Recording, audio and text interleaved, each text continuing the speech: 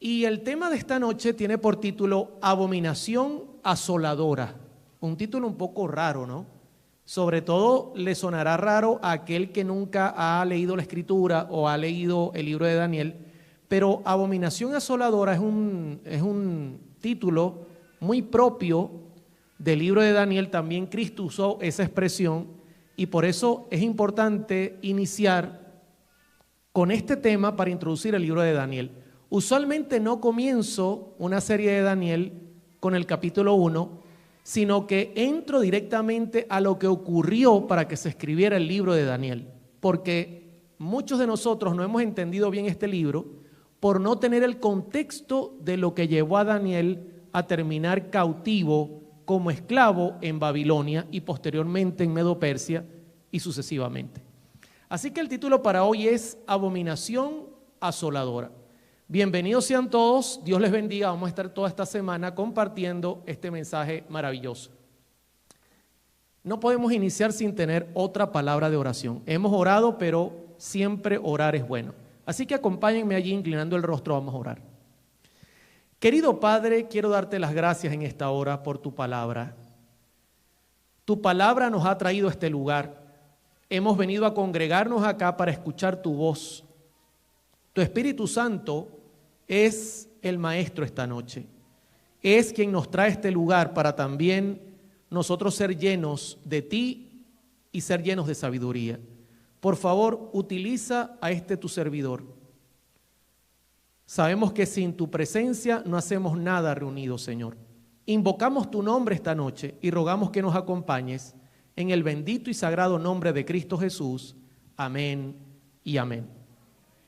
Bien, abominación asoladora. Quiero comenzar citando Daniel capítulo 1, verso 1. Dice así la Escritura: en el año tercero del reinado de Joacim, rey de Judá, vino Nabucodonosor, rey de Babilonia, a Jerusalén y la sitió. Fíjense que el tema de hoy comienza hablando de una situación que fue terrible para Israel. Fue un sitio, para que usted entienda esta expresión, sitiar una ciudad. Un ejército llegaba, rodeaba la ciudad, enviaba emisarios para que se rindiera por las buenas, pero si no se rendía la ciudad, que estaba usualmente amurallada, como era el caso de Jerusalén, entonces cerraban todas las entradas y no había acceso a agua ni a comida, y ellos esperaban simplemente a que se les acabara los suministros para que tuvieran que abrir las puertas. No había otra opción.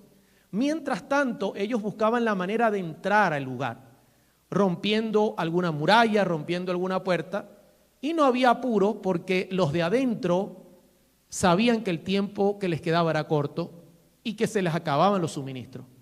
Así que el hecho que Daniel comience diciendo: en el año tercero del reinado de Joacim, rey de Judá, vino Nabucodonosor, rey de Babilonia, a Jerusalén y la sitió, significa, y ya usted tiene la idea, que llegó Babilonia con este poderoso rey y rodeó Jerusalén y su tiempo había llegado. De hecho, les quiero contar algo. No fue este el único sitio que recibió Jerusalén. Fueron 3 en la época de Babilonia y se los voy a contar en esta noche. Pero en este sitio, que fue el primero, en el primer sitio que recibió la ciudad, Daniel fue llevado cautivo. Ahora, ¿por qué es tan importante entender la historia que está detrás? Hermano, no había cosa más traumática que sitiaran una ciudad. Usted hoy día está viendo las noticias, ¿verdad? Está mirando lo que está pasando entre Israel y la Franja de Gaza. Una situación horrible. Israel aún hoy sigue pagando las consecuencias por la forma en que actuó en el pasado. Era terrible ser llevado cautivo a otro país, dejar a la familia, ya no eras libre.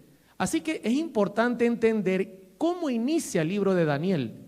¿Qué llevó a este pueblo a terminar como un pueblo cautivo? Por esa razón quiero hablarles un poquito de Israel. Y sobre todo hoy día, donde Israel está en las noticias. Quiero contarles un poquito ¿Por qué Israel terminó cautivo en Babilonia? De hecho, si ustedes miran acá, he colocado la tierra y he colocado un punto que nos lleva a entender dónde estaba su ubicación geográfica. Esto es increíble. En el mundo conocido para entonces, Israel estaba ubicado justo en el centro del mundo conocido. Si alguien de Europa quería pasar a África, tenía que pasar por Israel. Si alguien de África tenía que pasar a Asia Menor, tenía que pasar por Israel. Y yo pregunto, ¿y sería casualidad que este pueblo estuviera ubicado en un lugar tan específico, en un lugar que era un paso obligatorio para todas las naciones circunvecinas? ¿Sería casualidad? No. Dios tenía un plan para esta nación. Y el plan que Dios tenía es que esta nación la representara o lo representara delante del mundo conocido. De hecho, voy a citar Éxodo capítulo 19, verso 6, un texto que para muchos es un texto que indica cuál era el nivel que tenía Israel delante de Dios. Dice Éxodo 19, 6, ahora pues, noten que hay una condición: si diereis oído a mi voz y guardareis mi pacto, está hablando directamente de los 10 mandamientos, porque en Éxodo capítulo 20 los presenta. Vosotros seréis, ¿qué cosa? Mi especial tesoro sobre todos los pueblos, porque mía es toda la tierra.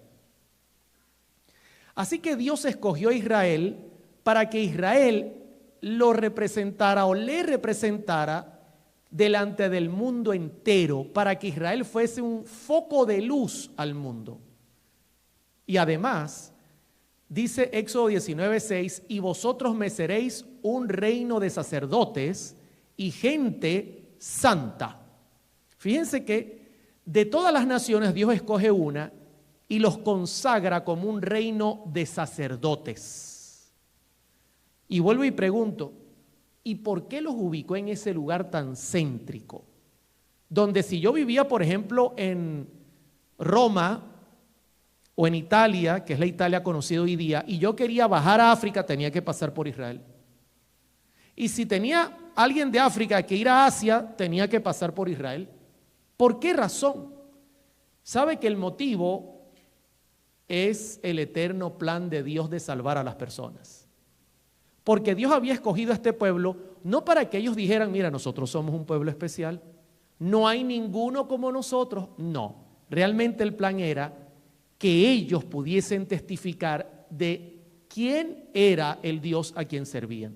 Y por eso Dios tenía un plan poderoso. De hecho, solamente les voy a dar algunos textos para que ustedes entiendan el plan.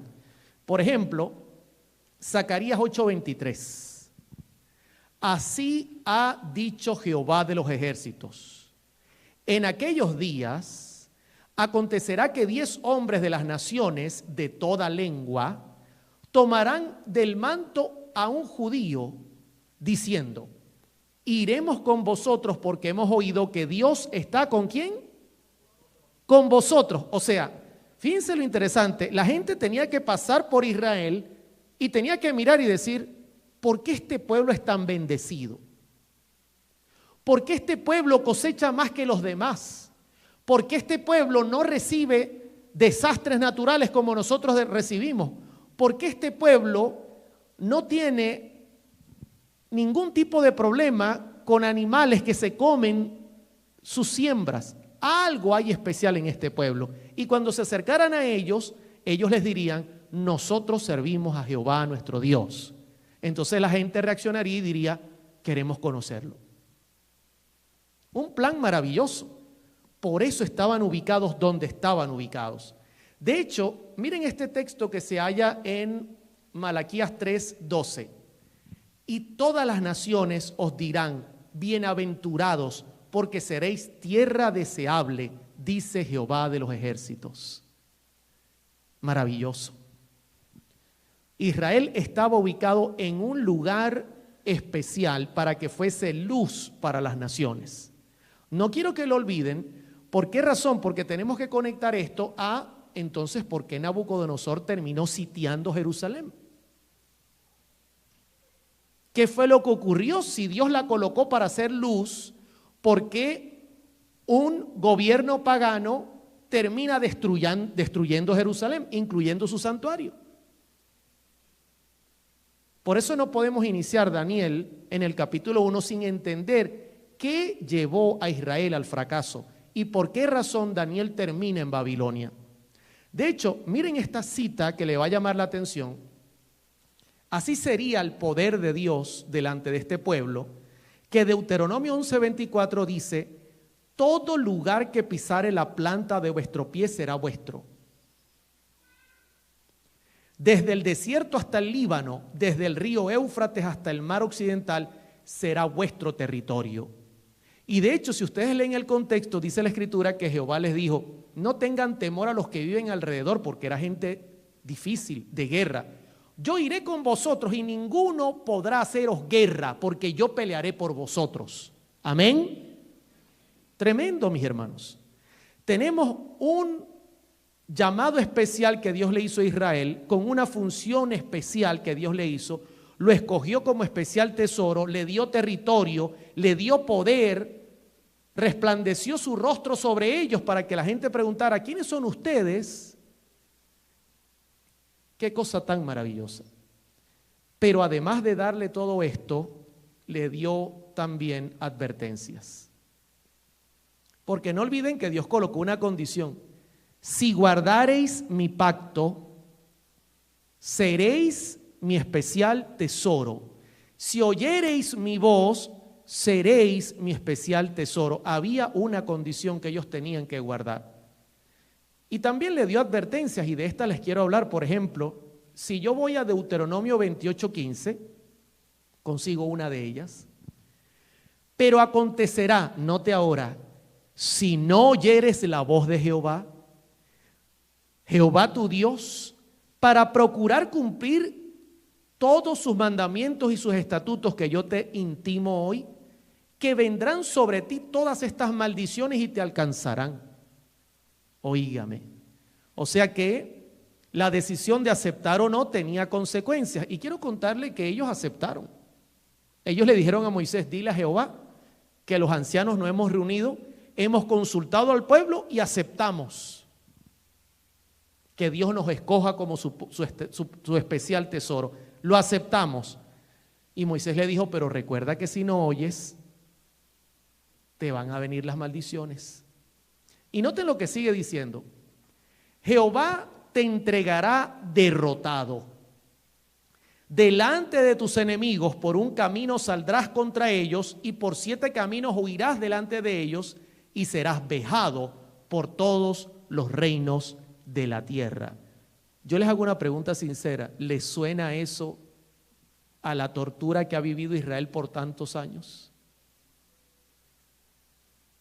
Yo no voy a hacer énfasis a lo que ocurrió en la destrucción del segundo templo, pero en el año 70 el segundo templo fue destruido, la nación quedó sin territorio, y fue cerca del año 1950 que volvieron a tener un territorio, que es aquel territorio donde están peleando hoy para permanecer allí. Imagínense lo serio de este asunto, hermano. O sea, podemos entender, porque tenemos la certeza que cuando Dios dice las cosas, se cumplen. Y eso es una prueba indubitable del poder de Dios. Ahora, les hago una pregunta técnica. ¿Hasta aquí cómo vamos? ¿Están captando el orden de los eventos? ¿Están captando por qué tengo que presentarles este tema? Porque usted me va a preguntar: hermano Oliver, ¿y qué hace Daniel en Babilonia teniendo todas estas promesas? Bueno, tenemos que saber qué pasó. ¿Cómo terminó Daniel ahí? ¿Por qué Daniel terminó ahí? Porque al llegar a ese punto, usted entenderá fácilmente luego que entremos los 12 capítulos de Daniel. Ahora bien,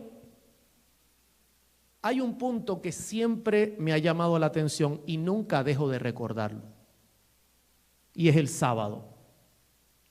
¿Sabe usted que el sábado representa el 4.º mandamiento de la ley de Dios?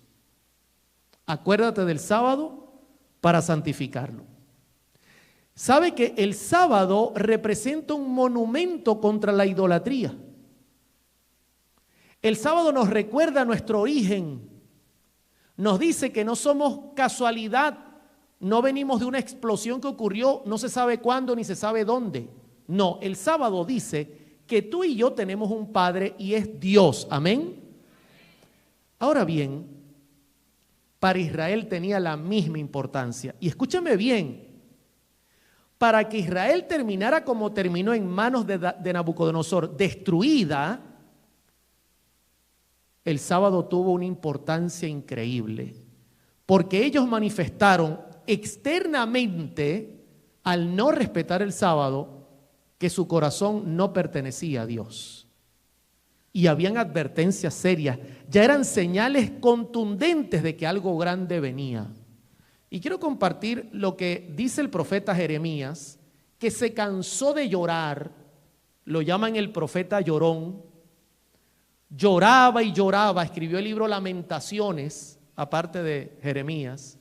Y noten lo que dice Jeremías en cuanto a lo que estaba ocurriendo en Israel. Ya la situación era palpable, había una situación, mis queridos hermanos, que se podía palpar de idolatría y de falta de respeto a Jehová.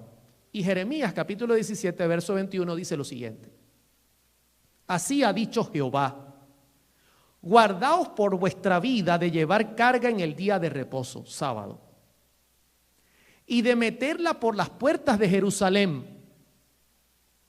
Aparece este profeta, sale por las calles, mira la idolatría, mira que el pueblo no respeta el sábado, una prueba evidente y contundente de que su corazón se había apartado de Jehová. Si oyereis mi voz y guardareis mi pacto, seréis mi especial tesoro sobre todos los pueblos de la tierra. Y parte de ese pacto que está en el corazón de su santa ley es el cuarto mandamiento. Un mandamiento que decía claramente que el hombre tenía que descansar en sábado, no trabajar en sábado. Y se levanta el profeta y dice: aquí está hablando Jehová, usando la voz de él. Guardaos por vuestra vida de llevar carga en el día sábado y de meterla por las puertas de Jerusalén. Ni saquéis carga de vuestras casas en el día de reposo, ni hagáis trabajo alguno, sino santificad el día de reposo como mandé a vuestros padres. Clarito, una advertencia contundente. ¿Y sabe qué dice? Lo triste del asunto, aquí usted tiene una idea de lo que va a pasar, porque aquí dice: pero ellos no oyeron, ni inclinaron su oído, sino endurecieron su cerviz para no oír ni recibir corrección. Yo hago una pregunta. ¿Había una advertencia clara de que si ellos no oían la voz de Dios, vendrían consecuencias, sí o no? Claro que la había, hermanos. ¿Usted cree que Dios no iba a cumplir con la advertencia? Claro que la iba a cumplir. Ahora bien, en el mismo texto Jeremías dice: pero si no me oyes para santificar el día de reposo y para no traer carga ni meterla por las puertas de Jerusalén en el día de reposo, miren esto, hermano, yo haré descender fuego en sus puertas y consumirá los palacios de Jerusalén y no se apagará. Hermano, mire una cosa que le voy a decir. Con este texto era suficiente para que Israel se detuviera y dijera: ¿cómo fue que dijiste, Jeremías? Jehová ha dicho: descenderá fuego sobre tus puertas y las quemaré, tus palacios arderán y no se apagarán. Ok, vamos a hablar entonces para ver cómo resolvemos. Pero el pueblo cerró sus oídos y amargó su corazón. Ahora, yo le hago una pregunta. ¿Vendrían consecuencias, sí o no? Sí. De hecho, usted dirá: bueno, ya vimos que Daniel 1 comienza diciendo que Daniel termina en Babilonia, o sea, hay consecuencias. Les voy a contar cómo ocurrió. Ocurrieron 3 sitios a Jerusalén. Con todo, Dios fue misericordioso. Tuvo paciencia para con ellos. No fue de un golpe, sino fueron 3 sitios que ocurrieron en los días de Daniel. No olvide que el sitio es que rodean la ciudad, no entra ni sale nadie, mandan emisarios para negociar. Si no hay negocio, nadie sale, nadie entra, hasta que entren a la ciudad a la fuerza y tomen el poder. Ahora bien, voy a comenzar contándoles el primer sitio. Dice Jeremías 25:9: He aquí, enviaré y tomaré a todas las tribus del norte, dice Jehová, y a Nabucodonosor, rey de Babilonia, mi siervo, y los traeré contra esta tierra y contra sus moradores y contra todas estas naciones en derredor, y los destruiré y los pondré por escarnio y por burla y en desolación perpetua. Duras palabras. Ya hasta le estaba contando el profeta que iba a ser Dios, porque esto es profecía, aún no ha ocurrido. Voy a llamar a Nabucodonosor, mi siervo. ¿Le suena? Y Nabucodonosor ya tenía fama. Era un poder increíble lo que manejaba Babilonia. Lo traeré para acá y él se encargará de cumplir mi voluntad. Y luego dice la Escritura: toda esta tierra será puesta en ruinas y en espanto, y servirán estas naciones al rey de Babilonia 70 años. No quiero que olvide eso, porque de eso les voy a hablar en las próximas noches. Porque inclusive Jeremías dice por cuánto tiempo caerían ellos directamente en las manos de estos poderes y cuándo volverían. Ahora, el primer sitio ocurrió entre el año 606 al año 605. No olvide que antes de Cristo los años van no sumando sino restando. Ahí ocurrió el primer sitio. No fue un sitio completo porque hubo negociación, fue parcial. O sea, Dios comenzó a pasarles la factura para que pagaran. Y quiero contarles lo que ocurrió. Segundo libro de Reyes 24:1. En su tiempo, subió en campaña Nabucodonosor, rey de Babilonia. Joacim vino a ser su siervo por 3 años, pero luego volvió y se rebeló contra él. Resulta que el rey encargado en ese tiempo de Jerusalén e Israel era Joacim. Y Nabucodonosor fue en campaña contra Joacim. De alguna manera llegaron a cierto negocio para evitar que fuera catastrófico el final, pero luego Joacim volvió y se rebeló contra él. Ya comenzaron a ver las consecuencias. Y saben que en ese primer sitio ya Nabucodonosor se llevó lo que quiso de Jerusalén. Porque Jerusalén pasaba a ser una ciudad esclava del rey invasor. Y él tenía derecho a llevarse lo que quería. Y colocar de hecho un rey que le rindiera cuentas. Podía ser un rey judío, no había problema, mientras le rindiera cuentas.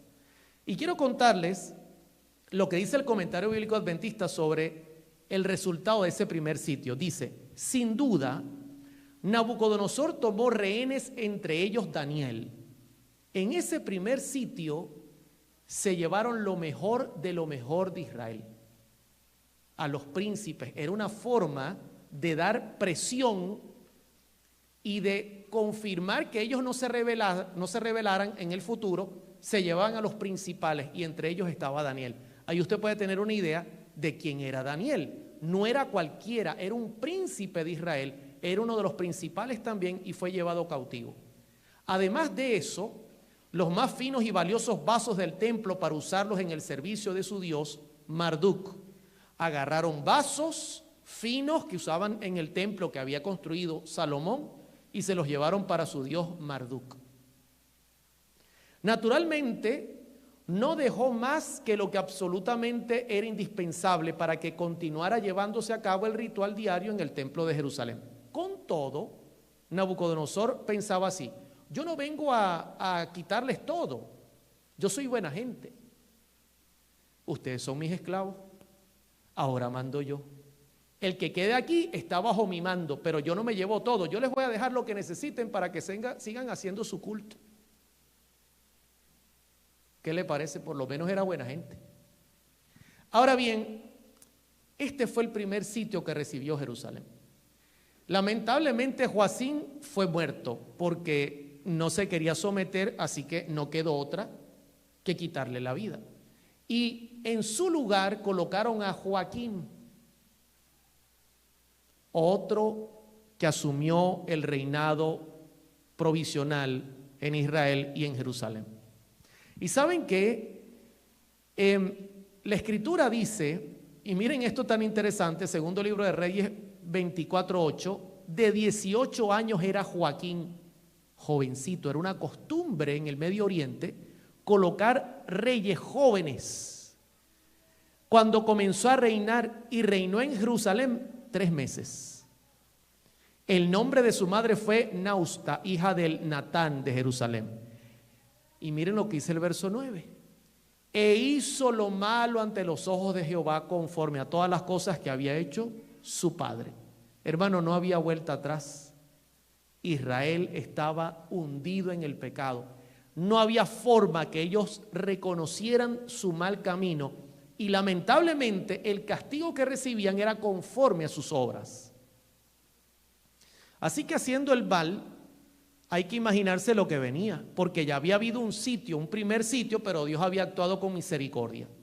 Pero ahora vino un segundo sitio. En aquel tiempo, dice segundo libro de Reyes 24:10, subieron contra Jerusalén los siervos de Nabucodonosor, rey de Babilonia, y la ciudad nuevamente fue sitiada. ¿Cuántos sitios llevamos? 2. Pregunto, en el primer sitio, ¿a quién se llevaron? A Daniel y seguramente otros príncipes con él, porque era una forma de presionar a los que quedaban. Pregunto, ¿se llevaron los utensilios más finos del templo? Sí, para ofrecerlos al dios pagano Marduk. Sí, no se preocupe que también Nabucodonosor tendría que pagar por ese error, porque él era pagano. Pero ahora hay un segundo sitio y Babilonia aprieta aún más.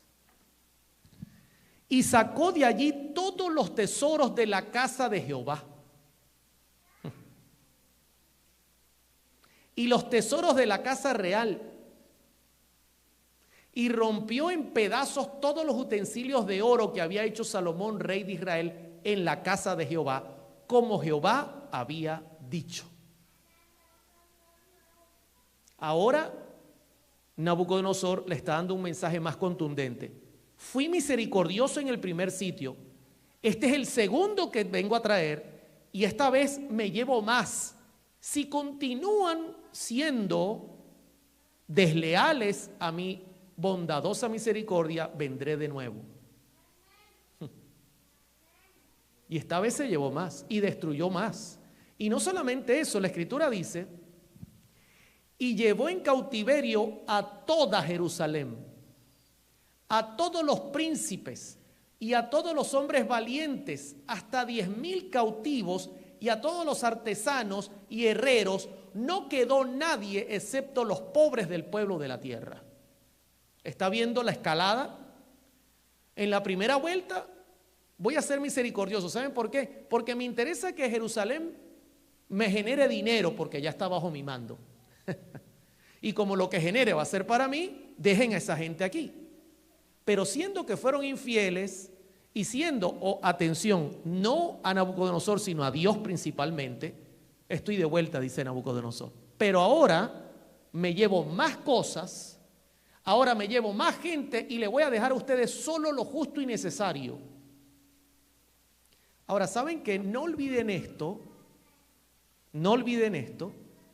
y esto tiene un sentido, todo lo que les estoy explicando, porque vamos a encontrar que, por ejemplo, en Daniel capítulo número 3, se erige una estatua y toda esta gente está en Babilonia y el rey dice, adoren la estatua, y solo 3 quedan parados. Y yo pregunto, ¿y dónde estaban los demás?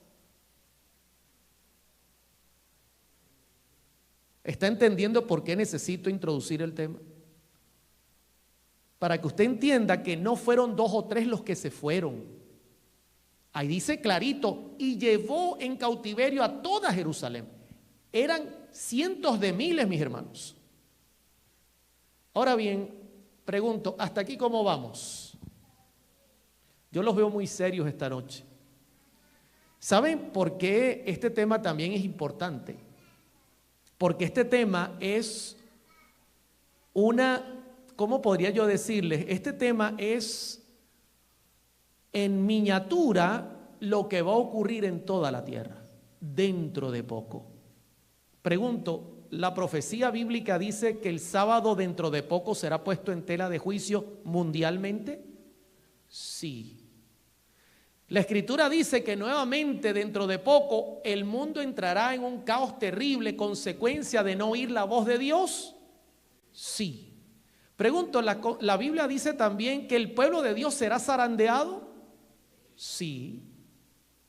¿Se está dando cuenta que esta historia es una repetición, o mejor dicho, la nuestra será una repetición de esta historia? Quiero contarles sobre el tercer rey. Se llamó Sedequías. Resulta que el anterior Joaquín también fue quitado, porque en los pocos 3 meses que estuvo, siguió pecando y no se quiso someter a Babilonia y Babilonia lo eliminó. Y entonces viene Sedequías. Es el tercer rey bajo el mando de Nabucodonosor. Dice la Escritura, de 21 años era Sedequías. Está viendo que se mantiene el efecto de que tiene que ser jovencito. Era una tendencia en el Medio Oriente que los reyes fueran tomados muy jóvenes. Cuando comenzó a reinar, y reinó en Jerusalén 11 años. Este tuvo un poquito más de tiempo. Pero el verso 19 ya comienza mal. E hizo lo bueno ante los ojos de Jehová. ¿Sabe que si hubiese dicho eso, no hubiese venido el desastre? Pero la Escritura dice enfáticamente, note que lo hizo Joacim, lo hizo Joaquín, y lo repite este hombre Sedequías, e hizo lo malo ante los ojos de Jehová. Y otra vez ocurre el resultado de, y Sedequías se rebeló contra el rey de Babilonia. Otra vez, la misma situación. Y dice la Escritura, hablando de su historia, en segundo libro de Reyes 25:1, aconteció a los 9 años de su reinado, en el mes 10º, a los 10 días del mes, que Nabucodonosor, rey de Babilonia, vino con todo su ejército contra Jerusalén y la sitió y levantó torres contra ella alrededor. Esta vez no iba a haber misericordia, porque ya se le había dado tiempo. Y no se querían ni someter a Dios ni someter a Babilonia. Imagínense a Jeremías andando por las calles y diciéndole a la gente, sométanse a Nabucodonosor. ¿Cómo es posible que este es un vendido? ¿Cómo nos vamos a someter a Nabucodonosor, que es un pagano? Jehová me ha dicho que lo hagan. Ya son palabras mayores. Tú eres un vendido, échenlo ahí en el pozo hasta que muera. Lamentablemente no escucharon al profeta y vino el desastre. Yo quiero contarle un poquito cómo terminó Sedequías y los hijos. Porque Ezequiel profetizó en cuanto a cómo terminaría él y sus hijos. De hecho dice Ezequiel 12:13, mas yo extenderé mi red sobre él y caerá preso en mi trampa, y haré llevarlo a Babilonia, a la tierra de caldeos, pero no la verá y allá morirá. Yo no quise colocar acá directamente cómo terminó la historia de Sedequías, pero se la voy a contar. Sedequías fue llevado cautivo a Babilonia. Con sus hijos, intentando escapar, fue capturado. Y estando en Babilonia, increíble, le dice Nabucodonosor, ¿qué dijo el profeta de ustedes? ¿Cómo terminarían ustedes? Y Sedequías dijo, el profeta dijo que asesinarían a mis hijos. Y no había terminado de hablar, y delante de Sedequías mataron a espada todos sus hijos en su presencia misma. Terrible, hermano. Y luego le dice el rey, ¿y qué dijo el profeta de ti?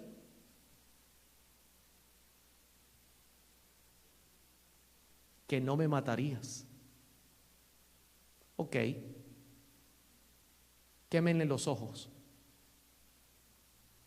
Y se cumplió perfectamente, segundo libro de Reyes 25:9.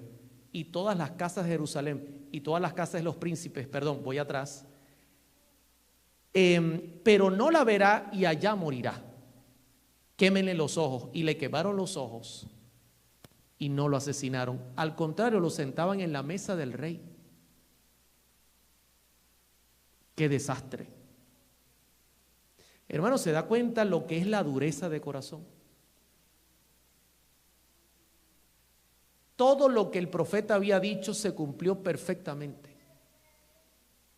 Y yo no hago mucho alarde de eso porque quizás nosotros podamos repetir esa historia.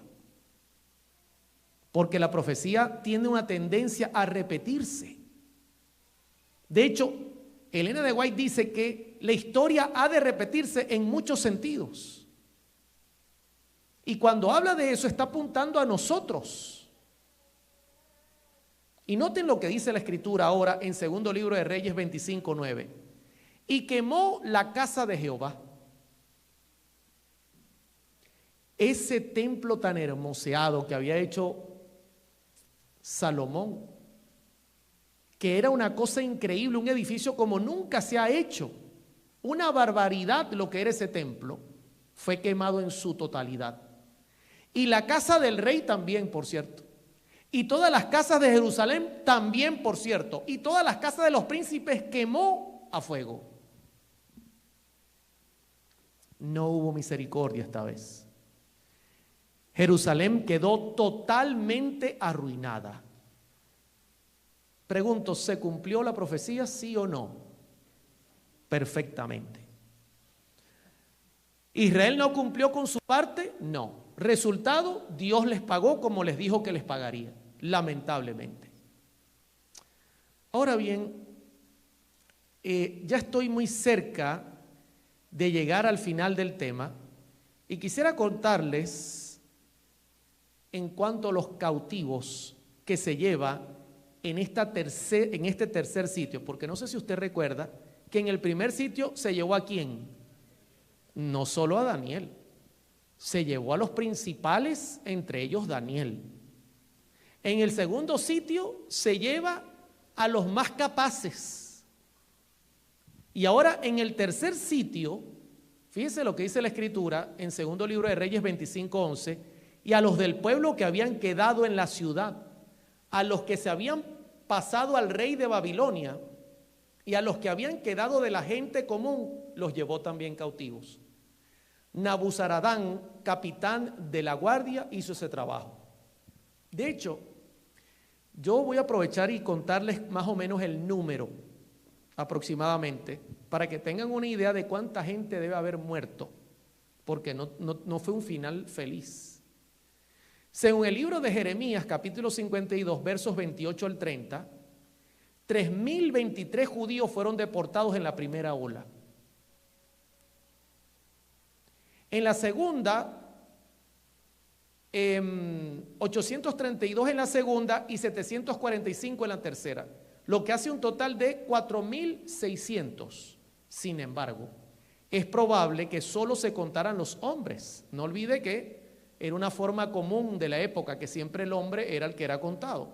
Incluyendo mujeres y niños, se estima que entre 14.000 y 18.000 personas serían el número total.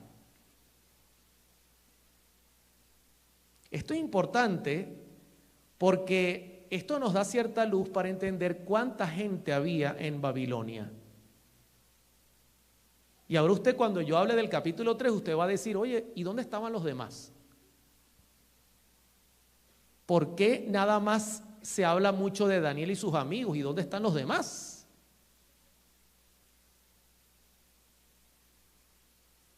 Ahora, quiero terminar el tema, y ya estoy llegando al final, haciéndoles una pregunta. ¿Qué han visto de la historia?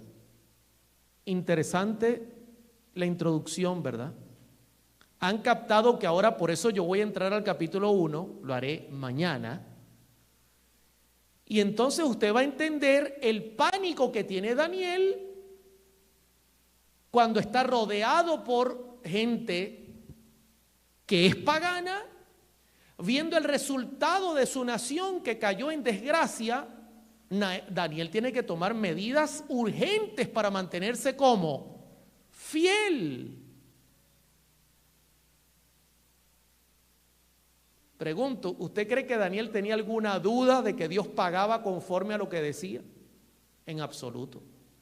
Por esa razón, mañana cuando entremos al capítulo 1 de Daniel, usted va a entender por qué Daniel tomó serias consideraciones para mantenerse fiel en un lugar totalmente dominado por el paganismo.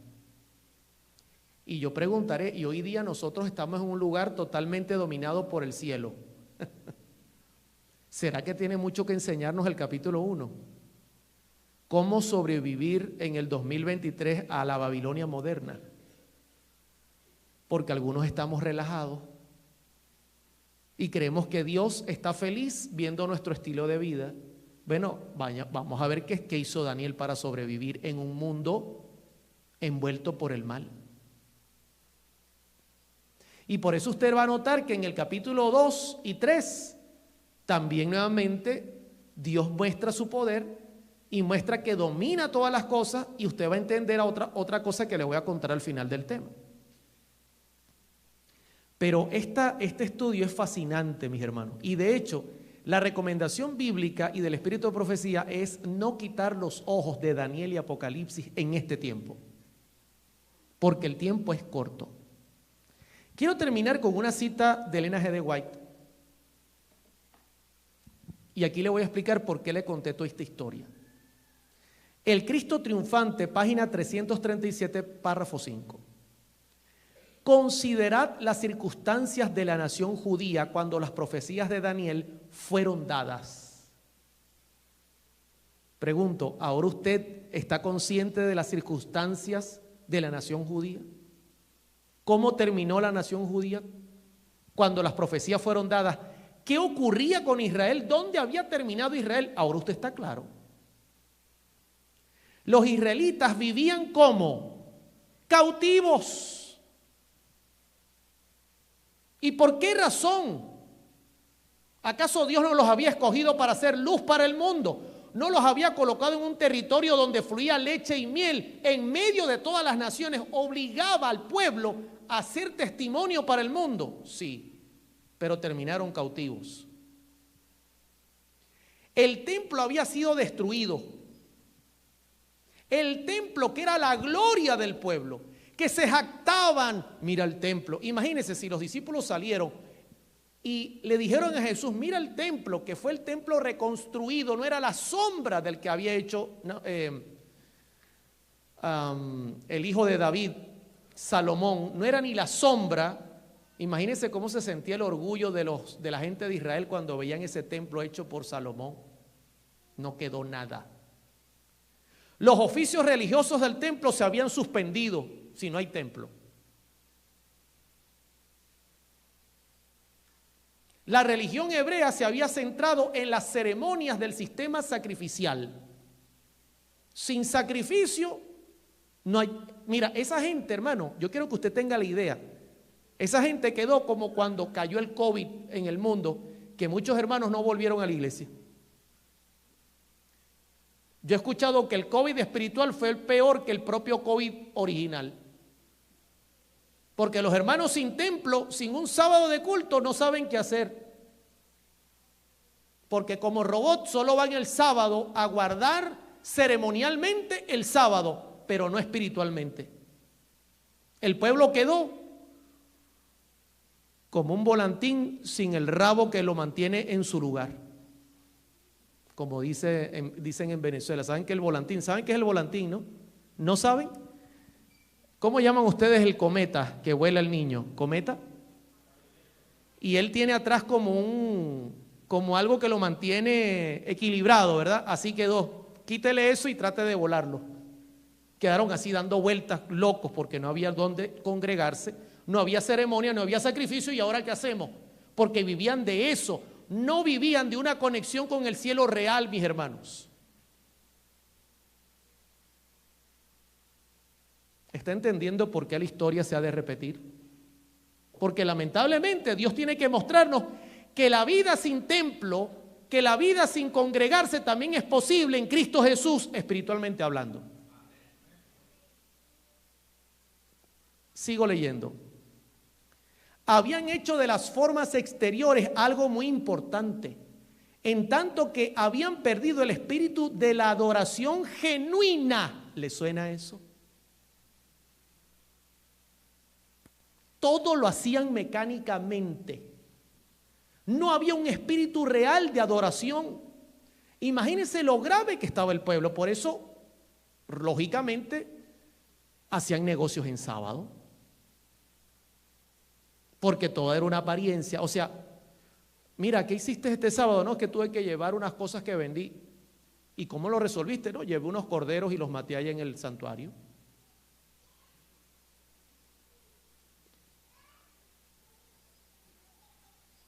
Sigue diciendo, el Señor permitió que fueran llevados cautivos, que se suspendieran los servicios del templo a fin de que las ceremonias exteriores no llegaran a ser la suma total de su religión. Tremendo eso. ¿Por qué Dios permitió que el pueblo cayera en semejante desgracia? Porque su corazón estaba lejos de Dios. Usted puede entender porque Isaías dice, ya estoy cansado de vuestras fiestas, de todas las ceremonias que hacen, la luna nueva, de todo lo que celebran.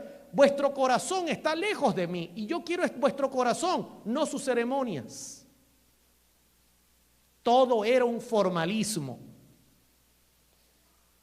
Cuando yo miro esto, me veo en el espejo, mis hermanos, y me pregunto, ¿mi religión es ceremonial o realmente hay una conexión con el cielo? Y quiero terminar con la última frase. Miren esta última frase. La gloria exterior fue, ¿qué cosa? Quitada. Para que la espiritual se pudiera revelar. La gloria exterior de ver un templo único con ceremonias hechas a la hora, con un sistema perfecto, con un atuendo perfecto, todo bien cosido, todo bien arreglado, todo hecho a la medida, que la gente iba y quedaba así, arrobada, mirando todo. Todo fue quitado porque todo era vacío, mis hermanos.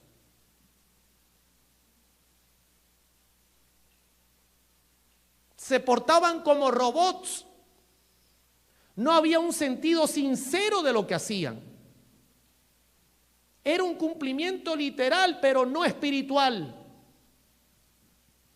Y todo fue quitado para que la espiritual se pudiera revelar. Ahora usted va a entender el capítulo 1 de Daniel, porque va a entender que Nabucodonosor dice, tráiganmelos.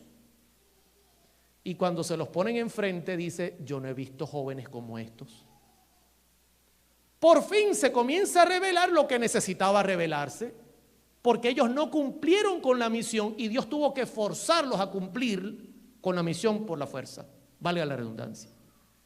Por eso usted consigue que en el capítulo 3 ahora yo voy a estudiar con ustedes que se revela lo interno cuando Nabucodonosor dice, arrodíllense, y dicen los tres muchachos, si quieres nos matas.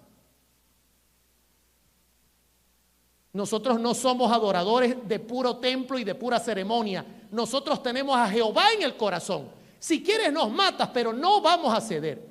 ¿Se reveló lo de adentro? Bueno, no se pierda la serie porque la serie va a estar candela, hermanos. Ahora les pregunto, ¿hasta aquí cómo vamos? Porque lo veo muy serio esta noche ustedes.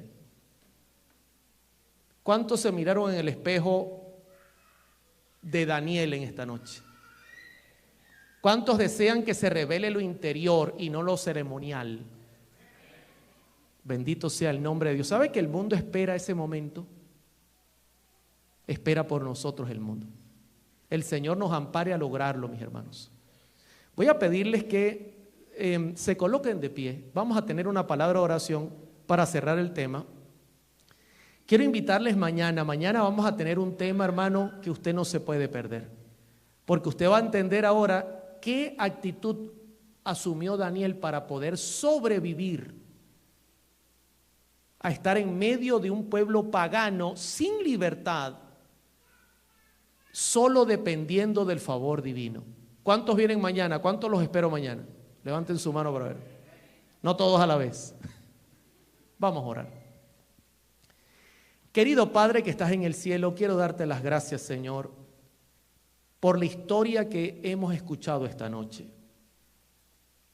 Quizá alguien que está mirando el tema o que está aquí presente dirá, dar gracias por 3 sitios que recibió Jerusalén, por tanta gente que murió, por tanto sufrimiento y por terminar cautivos en un pueblo pagano. Sí. Porque esta historia nos enseña que el compromiso que tenemos contigo es un compromiso real, no de boca, sino un compromiso que tiene que manifestarse en la vida entera que nosotros vivamos. Porque de igual manera hoy las bendiciones están delante de nosotros y también las maldiciones. Y tú nuevamente nos dices, escoge. Pero antes de darnos esa oportunidad, tu voz amante nos dice, hijo, escoge la vida para que vivas. Te damos las gracias porque eres misericordioso. Aún las circunstancias más difíciles que vivimos nos ayudan a testificar al mundo que tú eres nuestro Dios. Gracias, Señor. Gracias porque tú escribes derecho en caminos torcidos. Gracias por utilizarnos, pese que somos instrumentos débiles en tus manos. Bendice a esta iglesia, bendice a su pastor y a todos los dirigentes, bendice toda la conferencia y todos los que están mirando el tema de esta noche, y danos una feliz noche y tráenos de vuelta mañana para aprender a sobrevivir en una Babilonia moderna. Gracias por habernos escuchado en el nombre de Jesús. Amén y amén.